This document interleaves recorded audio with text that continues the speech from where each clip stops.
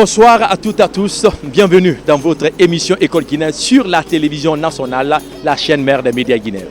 Aujourd'hui, nous sommes à plus de 135 km de la capitale guinéenne, plus précisément à l'Institut Bambo Keba Fadiga pour parler des atouts de la formation technique et professionnelle, plus particulièrement la filière sage-femme et infirmier d'État. Alors, chers téléspectateurs, après la formation, après 3 années de formation, on s'attend à un diplôme. Alors, aujourd'hui, nous allons savoir quel est le talent que nos étudiants ont. Alors, sans plus tarder, chers téléspectateurs, suivez.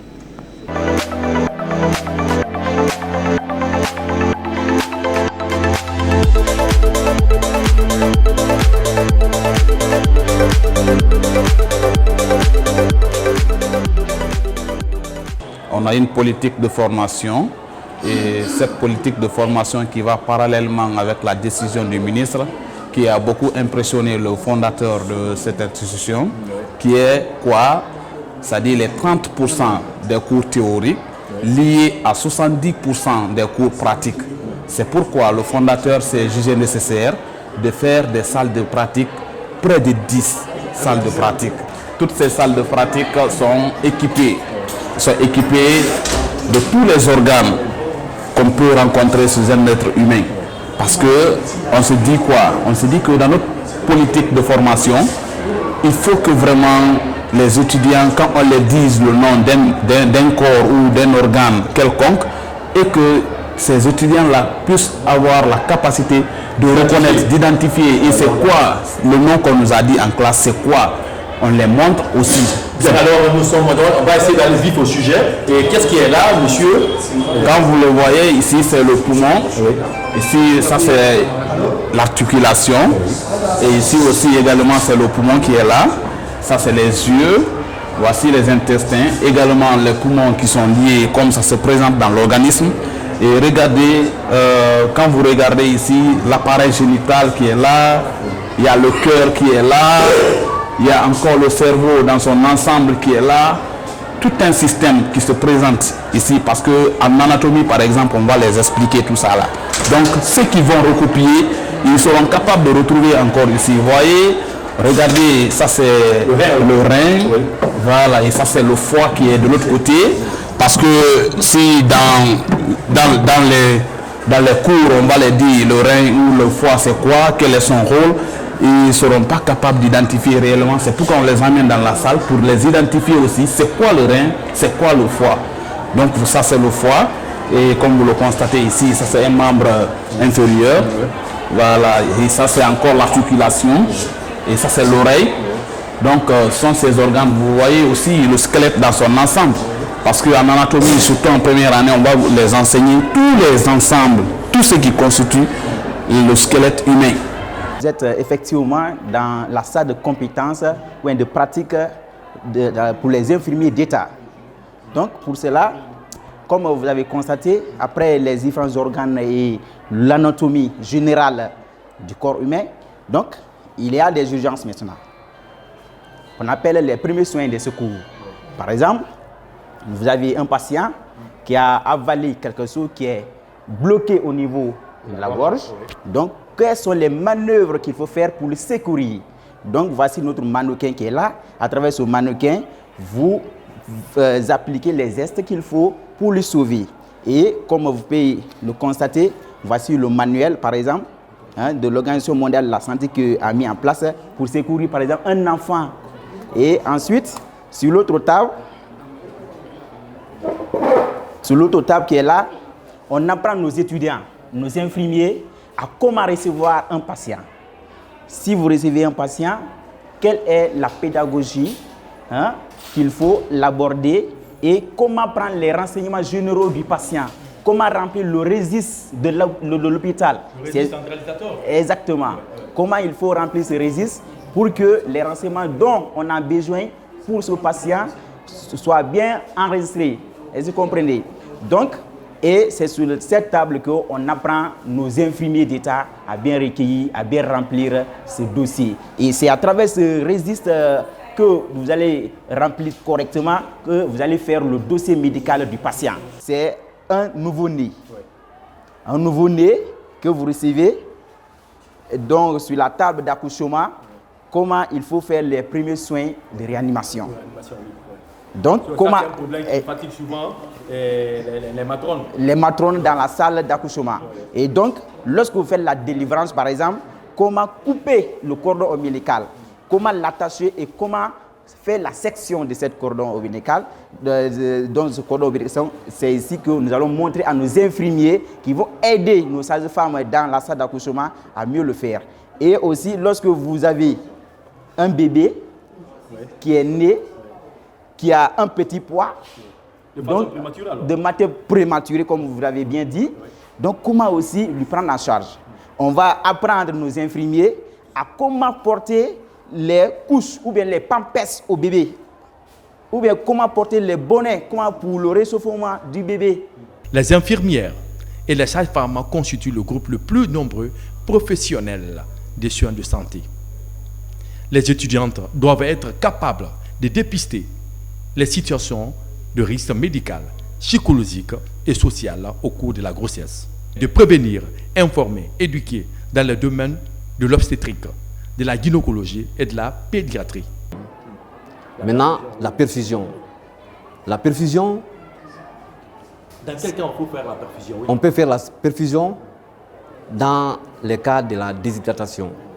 Si, par exemple, une personne qui est déshydratée, qui a manque d'électrolytes, c'est ça qu'on peut mettre dans son organisme pour remplacer les électrolytes perdus. Quel doit être le premier rôle d'abord dès qu'un patient se présente à vous? Comment est-ce que vous pouvez savoir qu'il est déshydraté, il a besoin de prendre une certaine quantité d'eau? Quelles sont les premières tâches à faire? Le patient, dès qu'il vient devant nous, on fait d'abord l'accueil, ce qu'on appelle l'accueil. On l'accueille très bien, on l'installe, on envoie notre carnet de soins pour prendre ses renseignements généraux. Une fois pris les renseignements généraux, maintenant il peut nous dire qu'il a des céphalées, qu'il a vomi, qu'il a fait la diarrhée. Peut-être, par exemple, c'est les deux plaintes qui peuvent rendre le patient déshydraté. Il y a les injections intramusculaires et les injections intraveineuses. En même temps aussi dermique. Donc, par rapport à ça, on fait ça ici. Et puis aussi, il y a le lavage hygiénique des mains, comme vous voyez sur le pancart. Donc, les 9 étapes du lavage hygiénique des mains. Par exemple, si ça s'agit d'une injection intramusculaire, il faudrait réellement délimiter la zone d'injection. Parce qu'au niveau des injections intramusculaires, il y a des coins où une fois on ingeste, ça peut y avoir des complications. On partage un hémisphère bien quoi? On partage un hémisphère. Comme la fesse est partagée en deux. Donc jusqu'au niveau du pli cutané, on prend une ligne horizontale et puis on prend une ligne verticale encore descendant. Donc le premier quadrant de la fesse, par exemple si il s'agit d'une fesse droite, le premier quadrant correspond à la zone d'injection. Maintenant s'il s'agit de la fesse gauche, le quatrième quadrant correspond à la zone d'injection. Pour quelqu'un qui ne maîtrise pas, est-ce qu'il ne va pas tomber un peu sur les nerfs sciatiques? Sur les nerfs sciatiques. C'est pourquoi je dis qu'il faut toujours penser à la délimitation. Une fois on a une très bonne délimitation, on n'a aucun risque de complication. Très bien. Alors, ces solutions qui sont présentes devant, moi, qu'est-ce que ça sert? Par rapport à ces solutions, ils sont là souvent pour les perfusions, comme vous les voyez, parce qu'il y a les différents types de perfusions. Donc, par rapport à ça, eux, ils sont là. Ça, c'est une, comme l'expliquait l'autre, c'est une eau glucosée ou bien c'est quoi? Ça, c'est le sérum glucosé, comme bien vous l'avez dit, c'est le sérum glucosé. Donc, comme son nom l'indique déjà, donc il contient un peu de glucose. Alors, sans plus tarder, je vais prendre encore une autre compétence qui va nous expliciter encore. C'est un mannequin qui est couché, je viens quoi? Oui, c'est un mannequin. Supposons que c'est un malade qui est couché. C'est un malade qui est couché? Oui. Et comment vous faites la simulation? Il y a quoi? Qu'est-ce qu'il a? Bon, c'est un malade qui est couché. Souvent, on appelle ça la ronde. On fait ça souvent les 6 heures du matin et vers les 18 heures. Faire la ronde de tous les malades, faire les soins des malades. Chaque lit, on fait les soins de chaque malade. Voilà. Donc, supposons que je viens faire les soins de ce malade, ce mannequin qui est couché à 18 heures. Donc, je suis venu faire les soins de ce patient couché. Alors, comment vous faites maintenant le diagnostic pour savoir qu'il a quelques anomalies ou bien il a une plainte? Comment est-ce que vous pouvez déceler cette plainte? Ok. Bon, pour ça, ici, quand nous recevons un patient, D'abord, l'accueil est très bien fait. Et dès qu'il est reçu, nous procédons ici à l'examen général du patient. On fait l'examen physique, l'interrogatoire d'abord. On vient à l'examen physique. On fait maintenant au diagnostic pour savoir quelle est la maladie dont il souffre. Mais de notre côté ici, nous faisons juste l'accueil en tant qu'infirmier d'État. Nous faisons juste l'accueil, nous prenons les plaintes et le diagnostic appartient au médecin. C'est le médecin qui pose le diagnostic. Ce n'est pas à l'infirmier de poser un diagnostic. Bien, alors pendant vos soins, quel est votre rôle régalien? Comment vous faites maintenant pour remonter l'information au médecin? Supposons que je viens faire un soin sur ce patient, mais d'abord je vais devoir me séparer de tous ces objets parce que ça doit être source de contamination. Voilà. Donc, et nous avons les gants qui sont là. Je dois être muni de mes gants. Nous allons faire le port des gants. Combien de produits ou quoi? Parce que... Non, c'est des gants qui sont saupoudrés. Il y a la poudre dessus. Souvent, il y a des gants stériles, il y a les gants non stériles. Voilà mon patient ici qui est couché. Je le salue bien. Je lui demande si ça va, son état, ça s'améliore. Il me dit ça va. Et là maintenant, supposons que je viens le placer, je viens lui faire une injection. Il doit recevoir une injection à 18 heures. Et voici la seringue. Je fais d'abord la préparation de la solution à injecter. Dès après avoir fait la solution, je dépose ma solution à côté et je viens maintenant au niveau de mon patient sans le déranger et tout en lui demandant des excuses, j'essaie de le toucher. Et voilà, je prends sa main. Parce que mon ami a parlé des injections et il a parlé des injections intramusculaires. Et moi ici, je vais procéder à une injection intraveineuse. Voilà. Donc, je vais essayer de garroter, on appelle ça le garrot. Je vais essayer de garroter sa main pour que les veines soient un peu plus visibles. Je garrote ici, suppose.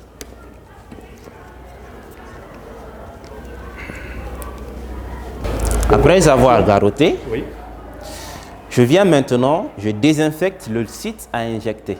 Je choisis le site. Supposons que je choisis ici.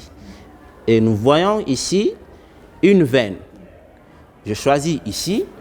Je prends maintenant mon tampon. Le tampon que je vais désinfecter. J'essaie de désinfecter le site. Je désinfecte très bien le site. Mais si vous avez constaté, la partie où j'ai garroté, je suis venu choisir le site en dessous. Il ne faut jamais garroter en dessus et prendre le site au-dessus du garrot. Non, non, non, c'est impossible. Et aussi, si vous avez constaté aussi, j'ai déjà préparé ma solution avant de le garroter. Il ne faut jamais garroter avant de préparer la solution. Parce que ça peut causer ici, parce que si ici c'est garrotté, c'est comme si nous avons bloqué la circulation. Voilà. Et le sang ne passe plus. Et si ça passe assez de temps, ça peut ici poser une nécrose chez le malade. Maintenant, je prends la seringue que je désadapte très bien. Ici, c'est sang épicrânien. Hein? Et voilà maintenant, en lui présentant toujours des excuses, parce qu'il y a des patients, ils sont très sensibles. Allergiques, Voilà. Donc, en lui présentant des excuses, je prends sa main et voici, je prends perpendiculairement ici et je l'injecte. Dès après avoir injecté, je soulève un peu l'aiguille, je continue pour que ça soit dans la veine. Maintenant, au cas où les veines sont traumatisées, qu'allez-vous faire? Dès que la veine est traumatisée, souvent il y a traumatisme de veine quand nous ratons très souvent. Parce qu'il y a des infirmiers aussi, ils prennent une veine. Supposons que j'ai pris cette veine, j'ai raté, il n'y a pas eu de reflux de sang. Je sors la seringue. Je reprends encore la même veine. J'injecte, je rate. Je sors la seringue. Au fur et à mesure que je change, sans changer de veine, c'est ce qui cause ici le traumatisme de la veine. Donc, si déjà je rate sur une veine, ce n'est plus possible de revenir là-dessus. Mais il y a des cas où, quand le patient arrive et qu'il a un certain degré de maladie, les veines disparaissent. Quel doit être votre rôle pour ressortir les veines? Pour ressortir les veines, d'accord. Ça aussi, il y a une méthode à faire. Prenons par exemple les grosses personnes. C'est très difficile de voir la veine des grosses personnes. Et il y a des parties où il faut viser pour vite retrouver la veine. Par exemple, au niveau du pli du coude. Quand une personne est grosse, ce n'est pas facile de retrouver la veine au dos de la main. Mais si c'est au niveau du pli du coude, c'est très facile de retrouver la veine. Et si par exemple ici, je l'ai garrotté, j'essaie d'exciter la veine. J'excite la veine, j'excite la veine, j'excite la veine tout en lui demandant des excuses. Et dès que la veine est excitée, je procède maintenant à l'injection. Une fois qu'il y a reflux de sang, je donne mon sérum. Mais avant de donner la solution, j'enlève le garrot ici et j'envoie la solution. La profession de sage-femme est une profession médicale réglementée par le Code de la santé publique et le Code de la déontologie des sages-femmes. Elles ont un pouvoir de diagnostic et un droit de prescription. C'est des spécialistes des grossesses normales. Elles suivent les femmes enceintes dont elles sont à la charge du diagnostic de la grossesse jusqu'au jour de l'accouchement. On est avec Maman Noël. Ça, c'est Maman Noël. Avec Maman Noël, on explique comment la CPN se passe. Tout d'abord, la CPN, ça doit se passer sur la femme entièrement nue. Mais pour ne pas exposer les mannequins, on a mis un pain. Maintenant, dès que la femme vient, on la salue, c'est-à-dire l'accueil d'abord. On a déjà accueilli notre femme, on a pris le carnet. La CPN d'abord, je tiens à vous rappeler que ça commence à partir de la 12e semaine d'aménorrhée. 12e semaine 12e semaine d'aménorrhée.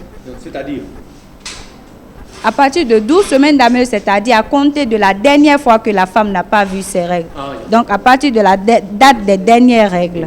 Maintenant, dès que la femme est là, au cours de la CPN, on a plusieurs paramètres. On prend la hauteur utérine qui peut nous définir l'âge de la grossesse, la circonférence abdominale. Maintenant, pour prendre la hauteur utérine, on positionne la femme en décubitus dorsal, les jambes en demi-flexion. Maintenant, on pose le bout du rubamètre sur le bord supérieur de la symphyse pubienne, puis on déroule le rubamètre entre l'index et le majeur et on prend le fond utérin. Une fois qu'on a le fond utérin, on fait la lecture, on écrit dans le carnet et on définit l'âge de la grossesse. Pour prendre la circonférence abdominale, on fait le pourtour de l'abdomen. Et voici, et on fait la lecture, on le note aussi. Maintenant, pour prendre les BCF, il faut d'abord chercher le moyon antérieur de l'épaule du fœtus. Là, ça pourrait nous permettre de bien écouter les BCF qui sont les bruits du cœur fœtal du fœtus. Maintenant, une fois qu'on a repéré le dos du fœtus, le moyen antérieur de l'épaule du fœtus, on pose le stéto de Pina là-bas. Maintenant, on demande à la femme de déplier ses jambes, puis on écoute. Une fois qu'on écoute, on prend en même temps le pouls radial parce que les deux bruits sont asynchrones. Dès que les deux bruits sont les mêmes choses, vous n'êtes pas en train de percevoir les BCF.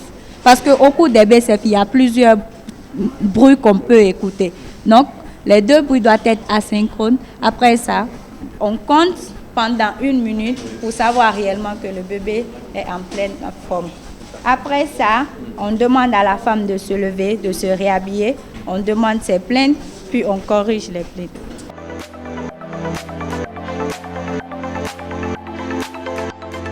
On a ici le Zoé d'accouchement. C'est avec ça qu'on a appris comment diriger l'accouchement. Et maintenant, comme vous êtes là, on va essayer de faire une petite stimulation pour vous démontrer comment ça se passe.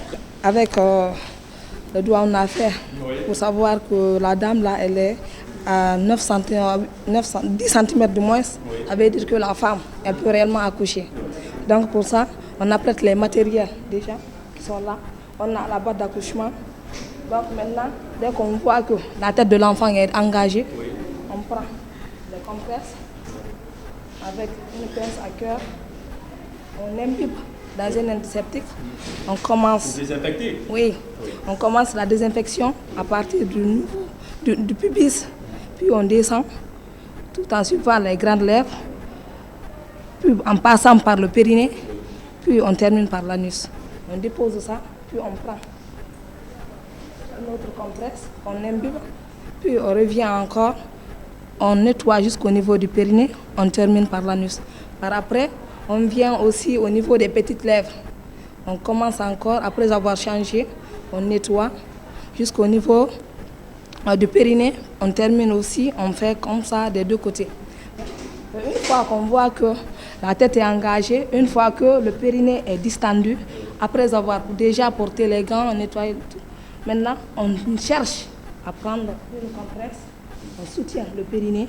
Puis, une fois qu'on voit ici, là, comme ça, là, on dit que la tête, on dit que le périnée est distendu. Ça veut dire que la tête est au niveau de la vulve. Donc, ici, ça doit être asymétrique ou asymétrique? Ça doit être asymétrique. Voilà. Maintenant, une fois qu'on voit que la tête est comme ça, parce que pour éviter qu'il y ait déchirure, on essaie d'introduire les doigts comme ça pour voir si c'est possible à ce que ça passe.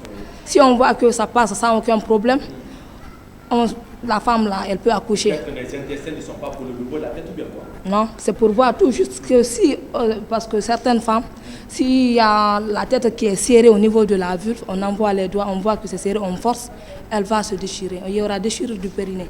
Donc c'est pourquoi dès qu'on envoie les doigts, on voit que ça passe sans aucun problème. On l'a dit de continuer. Mais dès qu'on voit que c'est serré, il faut qu'on essaye de faire une épisiotomie. Voilà. Que dès que la tête est dégagée, oui, c'est l'enfant qui fait sa propre rotation. Oui. Pour faire sortir maintenant, si on voit que on voit comment dire, la coude, oui, de l'enfant, on envoie les deux doigts, on tire. Puis on suit aussi sa rotation, on cherche à faire sortir l'autre doigt. Puis on le prend, voilà, comme ça. Quand on est fixé. Voilà. Puis on l'empaume comme ça. Après avoir mis comment dire, un champ stérile, oui, sur la maman, on dépose l'enfant, puis on le recouvre directement. Il y a une assistante qui est là pour faire les soins essentiels du nouveau-né.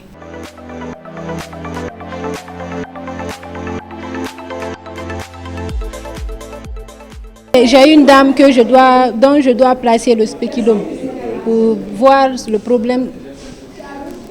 Maintenant, voici la dame qui est déjà couché à décubitus dorsal, position gynécologique. Déjà, j'ai fait l'hygiène des mains, je fais le lavage des mains, je porte mes gants. Une fois avoir fait descendre son dessous, je la console, je la dis, s'il vous plaît, madame, excusez-moi, je vais faire le travail, c'est que vous êtes propre, mais je vais vous rendre encore plus propre. Pour ça, pour la rendre plus propre, je prends, on pense à port-tampon. Je prends un tampon, j'imbibe dans l'antiseptique et je la nettoie tout en m'esquissant auprès d'elle. Je commence en haut du périnée, au haut de la vulve ici. Au niveau du clitoris, je viens ici. Je passe par le périnée et je termine par l'anus. Je change et je prends une autre. Je commence par là, de l'autre côté aussi. Je commence par là, je passe par le périnée et je termine par l'anus. Je regarde la forme de sa vulve. Je place le spéculum sous forme de sa vulve. Le spéculum, c'est quoi? Quelle est sa fonction? C'est un instrument qui nous permet de visualiser le col. Maintenant, pour positionner le spéculum sous forme de sa vulve, il faut le positionner comme ça. Comme ça. Verticalement? Oui. Tout en demandant excuse à ma femme. Ça, c'est... Je viens ici pour les appuyer en compétences, en salle de compétences. D'abord, je dis aux heureux récipiendaires que ce métier, agent de santé, à savoir sage-femme et infirmier, est un métier noble. À savoir que nous apportons du soulagement aux chairs des êtres humains. C'est pour vous le dire que partout où le sens de ce métier les appelle, de le faire avec courage et amour. J'encourage les sages-femmes, vraiment. Je leur tire le chapeau parce que le métier sage-femme, c'est de sauver deux vies. La vie de l'enfant et puis la vie de la maman. Donc, ce n'est pas facile. Donc, tous ceux qui votent pour ce métier, vraiment, je les encourage. Ceux qui sont dans les conditions, je dis bien dans les conditions, de faire des écoles professionnelles, je les invite à accompagner leurs enfants, à les conseiller pour rentrer dans les écoles professionnelles pour accompagner le CNR. Les étudiants qui ont reçu leur diplôme doivent travailler avec la direction préfectorale de la santé. On doit les mettre dans les postes de santé, les centres de santé et l'hôpital régional de Kindia.